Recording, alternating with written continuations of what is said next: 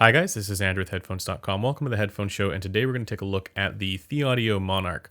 This is a tribrid design in-ear monitor featuring a single dynamic driver in the bass, 6 balanced armature drivers for mids and treble, and then 2 E-stats for the upper treble. This IEM comes in right at around $730, so let's take a look.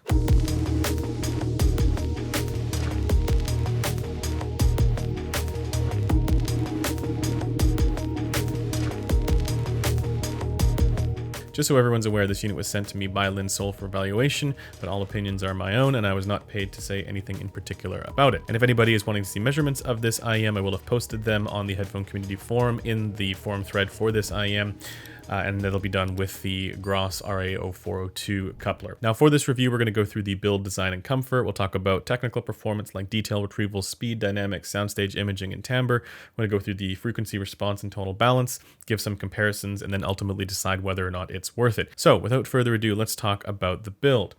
This is a fantastic looking IEM. It's got a kind of understated yet still aesthetically interesting look going for it that if you look closely, you can see it has a kind of pattern in there that makes it look kind of 3D, which is really cool. You know, I just recently reviewed the Empire Ears Odin, and I wasn't a huge fan of how flashy it looked, and the Monarch is quite a bit more to my taste because it doesn't do all of its attention grabbing just by the use of really bright colors. Instead, there is a little bit more to it, and it blends in a little bit more as well. The Monarch uses a 2-pin style connector for the cable, and speaking of the cable, while it looks white in normal conditions, when I went outside into bright sunlight, this actually has a purple tinge to it, depending on where the light catches it. And so that was interesting, and it made it actually far more eye-catching in a negative way, I thought. You know, anytime I went outside for a walk, I did realize this was getting some attention, and I think it was actually mostly because of the cable more than anything else. But apart from the purple tinge, the cable is quite nice. It's a little on the thicker side, it's a little on the larger side, and I don't mind this really at all, but there is something to note about it. This is terminated in a 2.5mm balanced, and they do provide you with a number of adapters.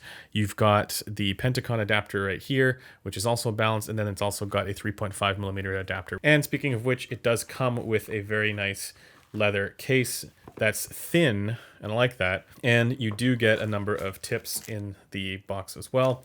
And I will go over the differences that some of the tips make in the frequency response section. For the shell design, I really do like this design. I prefer it over some of the more jagged edged designs because it makes it quite a bit more comfortable, but I do have to say that the Monarch is slightly on the larger side as well. So if you are a little bit sensitive to overall size for your IEMs, that may be an issue. Now, as far as usability goes and going outside for a walk, which is the additional test that I'm including in my IEM reviews now, when I was using these tips in particular, the sort of translucent tips with the red on them, I found that it was totally fine, and I didn't have as many issues with the low frequency thump that occurs when you're walking due to the vibrations going up through your body, and then you actually hear them that way, and it obscures the music that you're listening to. I found it to be quite a bit worse when using the Final E tips. I think this is just a theme with this kind of thing. And then I also found with the foam tips, it was also better, but there is another reason why I didn't like using the foam tips, and we'll get to that. But then also the cable wasn't particularly microphonic, and it didn't pull on any one particular area that made it so that, you know, there was some weird interaction with this, you know, the seal or anything like that. Again, using these translucent tips. It's not the most comfortable IEM when you're walking outside, but it is still decent. Whoa, that was an animal. But in any case, let's talk about the technical performance. For detail retrieval, the ThieAudio Monarch is better than I was expecting at the $730 price point. And I think there's a lot of hype surrounding this IEM in particular, and I do think that it is worth the hype as far as its technical performance goes, as far as its detail retrieval goes. So for me, once again, detail retrieval is how transparent the window is for the music, for peering into the music. And in that sense, the ThieAudio Monarch does extremely well. And I was comparing this directly with the Empire Ears Odin, which is a far more expensive IEM. And I do not think this is on the same level, but it is not too far behind enough where this is easily the better value option, clearly. Now, I do think for detail, this is also slightly behind the Unique Melody Mest, but still, I think for just about everything under those two, I think it competes. And I think it's easily more detailed than its price point would indicate. Now, in my recent review of the Empire Ears Odin, I said that the Odin did a really good job of being able to hold together and control busy passages and not fall apart or anything like that or blend together. And I said there was one other IEM that I've been evaluating recently that's been able to do this, and the Monarch is that IEM. And I think this is more to do with image separation than it is strictly detail retrieval for individual instrument lines, but that quality does lend itself to a better sense of image clarity for those busy passages. And I do think that's a fairly important aspect of overall sound quality as well. Now, for speed and dynamics, you do get a decently tight sound out of this for the mids and treble, and for the bass, it's very, very punchy. And we'll get to why the bass is punchy, but for just strictly the excursive quality, I think this is exactly what you would expect from a high performance hybrid, or in this case it's a tribrid with the E-stats up top. But the dynamic driver handling the bass frequencies does give you a satisfying punch and slam, and it's much more satisfying than if it were just strictly multi-balanced armature drivers handling bass frequencies. Not quite on the level of something like a Dunu Luna, but certainly really, really good for any of those hybrid or tribrid designs. For soundstage and imaging, this is once again where the image separation I think really shines, because again, it's able to hold it all together in those busy passages, not unlike a planar. Now, a planar still does this better, but this is one of those IEMs where, again, I was throwing a lot of music at it that had really complex layerings and things like that, and it was really easy to kind of look forward into the music and discern the different layers and identify all the different layers to the music in situations where other IEMs, even more expensive IEMs than this,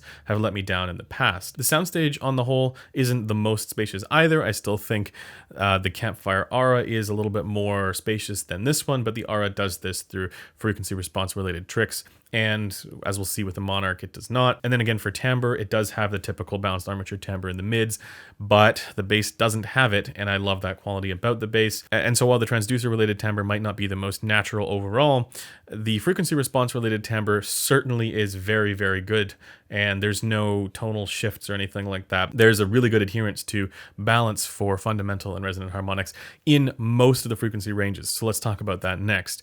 So for frequency response and tonal balance, let's look at the measurement here done on the Gross RA0402. And of course, the Gross RA0402 is a coupler that can't be or shouldn't be compared with the older 711 couplers, because the Gross RA0402 doesn't have the peak that shows up around 8K normally, but it also tends to dampen this area a little bit too much, in my opinion. So the truth of the matter is probably somewhere in between. Now, just before jumping into frequency response and tonal balance here, I do want to mention that the Monarch is one of two IEMs that ThieAudio has come out with around this price. The other is the Clairvoyance, and they have a very similar but subtly different tuning. And it's worth noting this. Now, I don't have the Clairvoyance here at the moment, and when I do get the Clairvoyance in, I'll do a review of that as well and compare it against the Monarch. But for the moment, we're just going to take a look at this one, and then I'll give you my thoughts as well on what the differences might be and which one might be better for you. In any case, looking at the Monarch's bass, you have a very distinct bass shelf going on here. So what I mean by this is that the overall presence is quite high, and then it comes down at an appropriate spot, right? So it comes down, right at around 150 hertz, 120 to 150 hertz. This is really, really important, because this means that your overall bass presence, while elevated, doesn't bleed into the mids or the rest of the mix. It doesn't obscure anything in your music. Nothing sounds, muffled or thick. And importantly, you get really good sub-bass definition. So any of your music that you're listening to that really benefits from really well-defined sub-bass, the ThieAudio Monarch does this better than just about every other IEM I've ever evaluated. Now, interestingly, comparing it against the Odin, not only does it have more bass, it's also more well-defined as far as the bass shelf goes.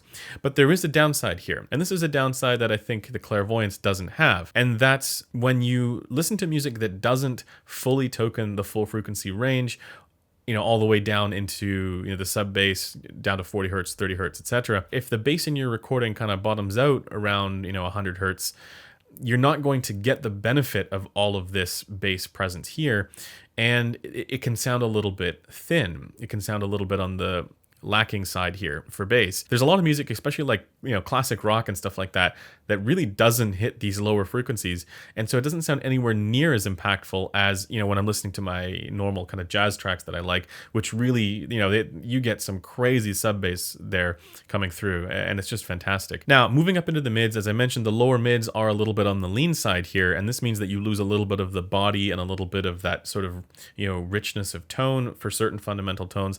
But in the upper mids, the balance here is basically perfect. And also, the balance for the upper mids and the treble is basically perfect as well. This is nearly my ideal tonal balance. I'm very, very close to my ideal tonal balance. It does elevate just a little bit much, at times, right at around, 2.5K, but I don't think it's all that bad. There are issues in the treble when you use either the Final Audio E tips or the foam tips. But let me just show you what happens with the different tips here. So the one that I like the best is the included translucent silicon one. That's the blue line here. And to me, this is the optimal tonal balance for the treble. The final E tips, that's the orange line or yellow line, it really subdues the treble. And what this does is it means that the consonant sounds, the S's and F's and T's, sound a little bit compressed. It's kind of odd because you don't normally hear that. Normally, the issue with the consonant sounds is that they're either too emphasized or they're just not emphasized enough, and then your overall treble sounds, subdued. But what's going on here is that you still hear the consonant sounds like the S's and F's and T's, but it's as if there's a veil on top of them. Similarly, when I was using the foam tips, I also could hear a little bit of that veil going on. So it was more the sh sounds, the lower end consonant sounds that started to come through a little bit. There started to be a little bit of a veil there, compression going on there. So the problem with the foam tips is that, it's the green line here, it cuts out most of the upper treble, and so the balance is a little bit off there between fundamental and harmonic for certain consonant tones, because it's a little bit elevated in the lower portion of that. And then the problem with the final E tips is that while you do still get your upper treble, like 9, 10K, you lose quite a bit of the mid treble. Now, I have to stress that when I say that there was a veil on the consonant sounds with the other tips, it's very minor, and I don't know if this would actually bother anybody unless they're really nitpicking. But I think if you want to get the best sound out of these for the best overall balance there for fundamental and harmonic, you would go with these tips here. At least that's what I found. Now, there's another interesting thing that I want to show you guys with this IEM, and it is using an impedance adapter. While I think the best one to get for the Monarch would be the 20 ohm adapter, and there are a number of reports, of people using the 20 ohm adapter to change the frequency response. I happen to only have one that was 175 ohms, which I thought was just an interesting thing to know, because this does change depending on the impedance. So using the 175 ohm impedance adapter, that's the green line here, against the default red line here. And it was quite different for the bass. The bass is enormous here and quite a bit relaxed in the treble. And actually, I didn't mind the bass being this elevated. Obviously, it was too emphasized, I think. But the bigger problem was that this wasn't well balanced with the treble, because the treble also kind of, gets withdrawn a little bit, and it just gets too clockwise tilted there for me. So, I recommend using the 20 ohm impedance adapter or, 50 ohm impedance, just to your preference, but don't go much higher than that. I don't think that going this high with a 175 ohm adapter is a good idea.